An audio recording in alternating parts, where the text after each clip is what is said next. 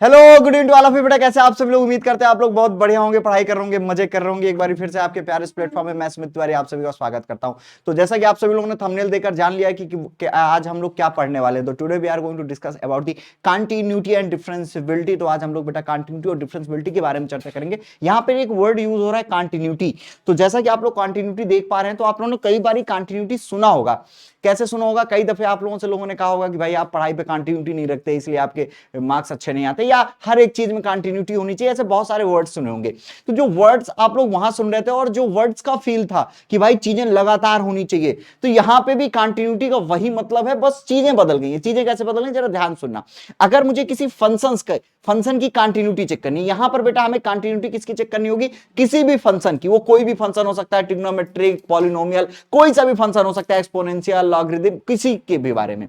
तो अगर आपसे कोई कहे कि आपके पास एक फंक्शन है और चेक करो ये कंटिन्यूअस है या नहीं है, तो देखो इसके दो तरीके। एक तरीका तो ये है बेटा कि हमें उस फंक्शन का ग्राफ पता हो तो हम चेक कर लें। तो सबसे पहले मैं ग्राफ के थ्रू बता रहा हूं।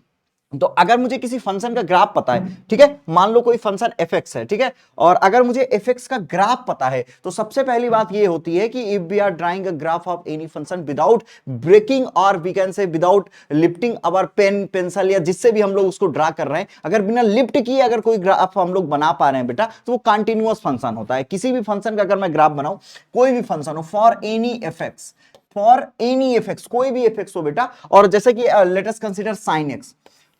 अगर मैं साइन एक्स का ग्राफ बनाऊंगा तो साइन एक्स का ग्राफ कैसे आता है? ये साइन एक्स का ग्राफ है बेटा। अब ये साइन एक्स का ग्राफ जो मैं बना रहा हूं बेटा, ये बिना लिफ्ट किए मैं बना सकता हूं, बिना पेन को उठाए ये बनता चला जाएगा, जहां तक मर्जी को खींचते चले जाओ। तो we can say that sine X is a continuous function for whole real number. ठीक है, तो साइन एक्स यहां पर क्या हो जाएगा बेटा? कंटीन्यूअस फंक्शन हो जाएगा। दूसरा तरीका, आप लॉग एक्स का ग्राफ ड्रॉ करो। This graph is for log x. अगर मैं लॉग एक्स लूं, ऐसे खींचता चला जाऊं, जहां तक जा सकता हूं चला जाऊंगा, बिना पेन को लिफ्ट किए हुए बहुत इजीली हम लोग ग्राफ ड्रा कर सकते हैं। तो बेटा ये क्या हो जाएगा? हमारा कंटीन्यूअस हो जाएगा। पर अगर मैं आप सभी से बात करूं कि भाई मुझे एक ग्रेटेस्ट इंटीजर फंक्शन का ग्राफ ड्रा करना है, सपोज करो let us consider this is a greatest integer function. अब मुझे अगर ग्रेटेस्ट इंटीजर फंक्शन का ग्राफ ड्रा करना है, तो मैं कैसे, इसका ग्राफ कैसे होएगा? ऐसा कुछ होएगा। तो अब देखो ये वाला ग्राफ मैं बिना पेन को उठाए नहीं कर सकता, मुझे पेन को उठाना ही पड़ेगा इस वाले ग्राफ को बनाने के लिए। कोई भी व्यक्ति ऐसे बिना पेन को उठाए इस ग्राफ को ड्रा नहीं कर सकता। तो इसका मतलब ये डिसकंटीन्यूअस हो जाएगा और ये क्या हो जाएगा? कंटीन्यूअस। लेकिन प्रॉब्लम ये है कि सर हर फंक्शन का ग्राफ तो हमको पता नहीं है, और ना ही हमारे पास ग्राफ से रिलेटेड कुछ हमने ज्यादा कुछ खास पढ़ा है। सिलेक्टेड फंक्शन है जिनका ग्राफ हमको पता है, तो क्या करेंगे? अगर हमें किसी फंक्शन का ग्राफ नहीं पता है, तो हम लोग यूज करते हैं बेटा लिमिट मेथड। अगला तरीका है बेटा, अगर हमें फंक्शन का ग्राफ नहीं पता है, there is a function, we have to check continuity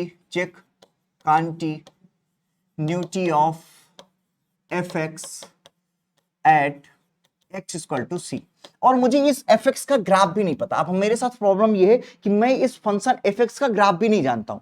अगर मैं इस फंक्शन का ग्राफ नहीं जानता तो अब मैं क्या करूंगा? तो यहां पर एक लिमिट मेथड आता है। Now we use limit method, जिसमें लिखा होता है बेटा कि limit x tending to c of fx और must be equal to F of C. अगर किसी फंक्शन की लिमिट और उसके पॉइंट पे जो वैल्यू आ रही वो दोनों इक्वल आ जाए, तो वो कंटीन्यूअस होगा। अब आप कहोगे सर हमने तो लेफ्ट हैंड और राइट हैंड भी पढ़ा है, तो बेटा वो इसका एक्सटेंडेड फॉर्म है। ये लिमिट के बारे में चर्चा होगी। इसी का एक्सटेंडेड फॉर्म होता है बेटा लेफ्ट हैंड लिमिट, क्योंकि लिमिट उसी की एग्जिस्ट करती है जिसकी लेफ्ट हैंड लिमिट और राइट हैंड लिमिट बराबर होती है। तो ये मैंने एग्जैक्टली यहां पे चर्चा की है। तो अब इसी का एक्सटेंडेड फॉर्म होता है बेटा limit x tending to c fx, जिसको हम लोग कहते हैं लेफ्ट हैंड लिमिट, और ये होता है limit x tending to c plus fx, जिसको हम कहते हैं right hand limit, and this is f of c। यही आप लोगों ने पढ़ा हुआ है। ठीक है, अब इसी का मॉडरेटेड फॉर्म जो और अच्छा स्टैंडर्ड फॉर्म होता है वो मैं बताता हूं। आप लोग एग्जाम में इसको चेक करिएगा। इसका मैं जैसे आप क्या चेक करना है मैं बताता हूं, उससे पहले मैं कुछ एक्सप्लेन कर दूं तो ज्यादा अच्छा होगा। तीसरा तरीका ये भी और ये दोनों बात सेम है, both are the same things. ठीक है, दोनों सेम तरीके। तीसरी चीज लिखने वाला हूं वो भी सेम है, बहुत ध्यान सुनना। पहले मैं आपको बताऊं लिमिट का कॉन्सेप्ट आया कहां से। तो लिमिट का कॉन्सेप्ट लेकर आए थे भैया न्यूटन। तो हालांकि हमारी इंडिया में इससे पहले भी लिमिट का यूज हो चुका था कई दफे, लेकिन अब आपको पता है कि जो चीजें लिखित में है उन्हीं को माना जाता है, तो उस पर हम लोग बाद में जाएंगे, कभी चर्चा करेंगे। तो लिमिट के बारे में जो सबसे ज्यादा क्रेडिट दी जाती है, न्यूटन को दी जाती है, लेबनीज को दी जाती है, कॉची को दी जाती है, तो इन पर ज्यादा चीजें आती है। तो न्यूटन ने जब सबसे पहले लिमिट के बारे में बताया, तो न्यूटन ने सबसे पहले लिमिट के बारे में जब बताया, तो उन्होंने कहा था कि h टेंजिंग टू जीरो का मतलब उन्होंने बताया कि h, the value of h is 0 but h is not equal to 0। उन्होंने कहा था ये जो h है ये 0 है लेकिन 0 के इक्वल नहीं है। उन्होंने ये बात कही थी, उन्होंने कहा था h बहुत छोटा है, इतना छोटा है कि पूछो नहीं, मतलब इतना छोटा, अप्रोक्सीमेट समझ लो ऐसे 0.00000001, ये कितनी छोटी वैल्यू है। अब ये कह रहे थे h की वैल्यू बहुत छोटी है। अब जब इतनी छोटी वैल्यू होती है तो हम लोग उसको जीरो समझ लेते हैं। जैसे आपके पास कई लाखों रुपए हों और आपके अकाउंट से 2-4 पैसे कट जाएं तो आपको पता ही नहीं चलता। अरे आपके पास 1000 रुपए भी हो ना और आपके अकाउंट से 1-2 पैसे कट जाए तो आपको पता नहीं चलता कि एक पैसे कटे या 2 पैसे कटे। तो वही हालात यहां पर आ रहे हैं। तो ये बेटा बहुत छोटी वैल्यू है, तो ये निग्लिजिबल ली जाती है, हमेशा इसको निग्लिजिबल कर दिया जाता है, इसलिए इसको जीरो समझ के साइड से हटा दिया जाता है। लेकिन प्रॉब्लम एक बात आती है, यही सेम वैल्यू अगर डिनोमिनेटर पे आती है तो बड़ा फर्क क्रिएट करती है, बहुत ज्यादा। कैसे, जरा समझना। जब मैं बात करता हूं x अपान 0 तो इज टेंजिंग टू इंफिनिटी, या we can say that not defined, यही कह देते हैं भाई इंफिनिटी या नॉट डिफाइंड। लेकिन जब बेटा ये वैल्यू सेम यहां पर आ जाए x अपान और जीरो, इसको हम लोग जीरो ले रहे थे, तो ये वाला जीरो अगर यहां पर आ जाए तो ऐसी कंडीशन नहीं आती है, इसकी एक वैल्यू आएगी। तो बेटा यहां पर एक बहुत ज्यादा डिफरेंट क्रिएट हो जाता है जब ये डिनोमिनेटर पे आ जाता है। तो इन्हीं सब कॉन्सेप्ट को लेकर न्यूटन ने लिमिट के बारे में बताया। हालांकि न्यूटन ने जो लिमिट की खोज की थी वो उन्होंने एक फिजिक्स का टॉपिक था इंस्टेंटेनियस वेलोसिटी।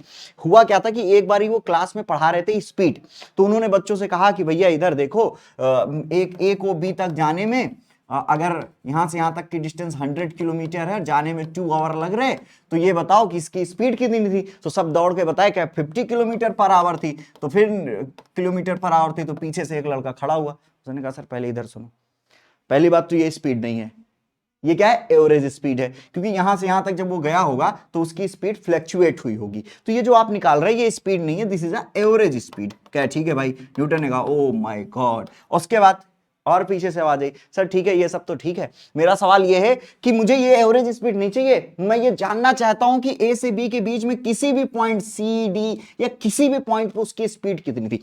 मैं पर्टिकुलर किसी पॉइंट पे इसकी स्पीड चाहता हूं। आप सोचो, आप इलाहाबाद से दिल्ली जाएं और आपसे कोई बीच में पूछ ले कि सर हम जानना चाहते हैं कि लखनऊ में आपकी स्पीड कितनी थी, तो ऐसे हालात में आप सोचो कि क्या किया जाए। न्यूटन के पास जवाब नहीं था, तो इन्हीं जवाबों को खोजने के लिए न्यूटन ने सबसे पहले लिमिट का कॉन्सेप्ट दिया और इंस्टेंटेनियस वेलोसिटी वहीं से इन्वेंट हुई। तो इंस्टेंटेनियस वेलोसिटी पे ही न्यूटन ने इसका यूज किया, फिर न्यूटन इसको भूल गए। फिर बेटा ये कहानी आती है मैथ्स वालों के पास, तो मैथ्स वालों ने इसका यूज कंटिन्यूटी निकालने में बहुत बढ़िया किया। तो कैसे किया इन्होंने सबसे पहले क्या किया बेटा, लेटेस्ट हमें कहां से चेक करना है बेटा, कंटिन्यूटी सी पे चेक करना है। कहां पे सी चेक करना है, सी पे। तो किसी न्यूटन कह रहा हूं, तो मैथ्स वालों ने इसका यूज किया कि भाई हमें सी पे कंटिन्यूटी चेक करनी है, तो हमें 3 पॉइंट चेक करने होंगे। 3 पॉइंट कौन कौन से, मतलब हालांकि उन्होंने कहा हमें 2 पॉइंट चेक करने होंगे, एक लिमिट और एक function at the same point. तो लिमिट में बेटा 2 पॉइंट है, हम लोग चेक करते हैं, एक लेफ्ट हैंड चेक करते हैं, एक राइट हैंड। तो अब बेटा यहां पर इस सीक पे एक हम लोग लेफ्ट हैंड चेक करेंगे, एक राइट हैंड चेक करेंगे। तो सी का ये लेफ्ट है, सी का ये राइट है, और ये जो लेफ्ट हैंड हम लोग चेक कर रहे हैं बेटा वो एच डिस्टेंस पे चेक कर रहे हैं। तो अगर मैं सी के लेफ्ट पे एच डिस्टेंस लूं तो it will be C minus H, और अगर सी के राइट पे लूं तो it will be C plus H. और फिर सवाल उठता है व्हाट इज अ एच, तो वी आर सेइंग दैट कि h is a very small value that tending to zero, h is zero but not equal to zero। तो यहीं पर से कॉन्सेप्ट शुरू होता है और यहीं पर से ये लॉजिक आता है बेटा कि हम निकालेंगे लेफ्ट हैंड लिमिट, मतलब limit h tending to zero, मतलब एकदम h tending zero, h zero के लिए हम लोग लेफ्ट हैंड, जो कि लेफ्ट हैंड लिमिट कहां मिल रही, h से, मतलब c से h डिस्टेंस पहले, और वो क्या हो जाएगा बेटा f ऑफ, वहां पे पॉइंट क्या है बेटा, यहां c था, यहां पे c माइनस h है। ठीक है, this is a left hand limit, we are checking there left hand limit. And right hand limit कहां पे चेक करना है अपन को, h ही डिस्टेंस पे राइट हैंड भी आ रही बेटा, और ये क्या है, यहां पे पॉइंट है c plus H, then we have to check at the same point c। तो ये बेटा ये जो 3 पॉइंट्स हैं इसी को हमें चेक करना है, और बेसिकली आप लोग इसी को ध्यान रखना और इसी का यूज करके आप कंटिन्यूटी चेक करेंगे। बात समझ में आ रही, now take a screenshot for this. Continuity जो चेक होती है बेटा वो टोटली इसी पे बेस्ड चेक होती है, टोटली इसी के इर्द गिर्द अराउंड घूमती रहती है कंटिन्यूटी। अब कंटिन्यूटी के बाद जो एक वर्ड आता है बेटा उसका नाम है डिफरेंशियबिलिटी। इसको लेकर बहुत सारे बच्चे कंफ्यूज होते हैं, 3 तरह की चीजें यूज होती हैं डिफरेंशियबिलिटी में। मैं आऊं तो आप लोगों ने 3 नाम सुने होंगे, एक आपने सुना होगा डेरिवेटिव, सुना है डेरिवेटिव, दूसरा आप लोगों ने नाम सुना है डिफरेंशिएशन, डिफरेंशिएशन, और थर्ड जो आपने सुना है वो डिफरेंशियबिलिटी, डिफरेंशियबिलिटी।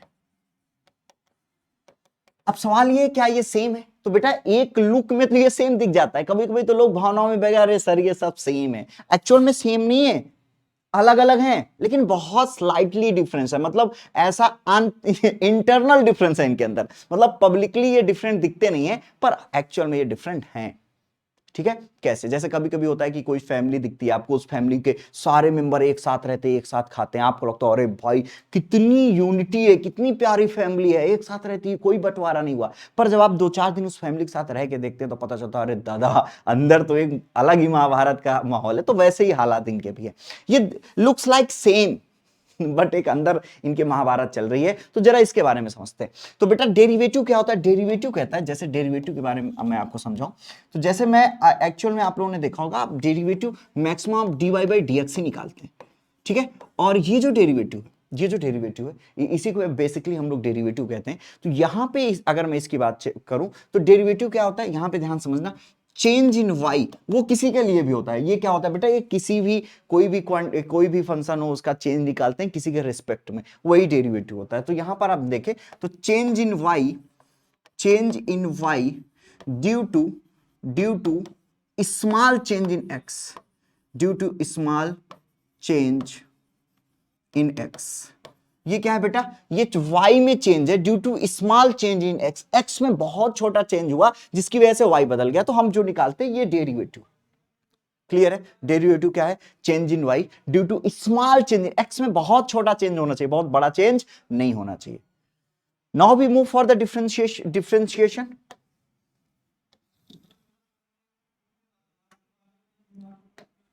अगर मैं डिफरेंशिएशन के बारे में चर्चा करूं तो डिफरेंशिएशन क्या है? डिफरेंशिएशन होता है बेटा प्रोसेस ऑफ फाइंडिंग डेरिवेटिव। ये क्या होता है बेटा? ये होता है process of finding derivative. Differentiation क्या है बेटा? प्रोसेस ऑफ फाइंडिंग डेरिवेटिव, मतलब कि जो प्रोसेस हम लोग फॉलो कर रहे हैं डेरिवेटिव निकालने का, वही हमारा क्या है बेटा? डिफरेंशिएशन। एक्चुअल में बेसिकली अगर मैं बात करूं तो ये होता है dy by dx equal to, process होता है बेटा ये लिमिट h टेंजिंग टू 0 और f of x plus h minus F x and denominator पे h, ये डेरिवेटिव निकालने का प्रोसेस है, आप लोगों ने देखा होगा। तो ये बेटा क्या हो जाएगा हमारा? Process of finding derivative is called differentiation. अगर मैं यहां डिफरेंशियबिलिटी पे आऊं तो ये क्या होता है? एग्जिस्टेंस ऑफ डिफरेंशिएशन, किसी भी फंक्शन का डिफरेंशिएशन पॉसिबल है या नहीं। तो ये डिफरेंशियबिलिटी क्या बताती है? एग्जिस्टेंस बताती है कि किसी का डिफरेंशिएशन होएगा भी या नहीं होएगा। ठीक है, ये क्या बताती है? ये एग्जिस्टेंस के बारे में हमें बताती है कि किसी का डिफरेंशिएशन पॉसिबल है या नहीं है। यहां पर हम लोग क्या चेक करते हैं? लेफ्ट हैंड डेरिवेटिव और राइट हैंड डेरिवेटिव। अगर लेफ्ट हैंड डेरिवेटिव और राइट हैंड डेरिवेटिव इक्वल होता है तो हम लोग कहते हैं भैया ये डिफरेंशिएबल है। ठीक है, तो ये हमको बताता है कोई फंक्शन डिफरेंशिएबल है या नहीं है, ये उसके बारे में हमें जानकारी देता है। तो इतनी सी बात समझ में आई। आई होप आप सभी को आज इतनी सी बातें समझ में आई होगी कि डेरिवेटिव क्या है, डिफरेंशिएशन क्या है और डिफरेंशियबिलिटी क्या है। ये बेसिक डिफरेंट है इन तीनों के बीच में। तो कैसा लगा जरूर बताइएगा। तो आज की वीडियो के लिए इतना ही। Thank you, love you all.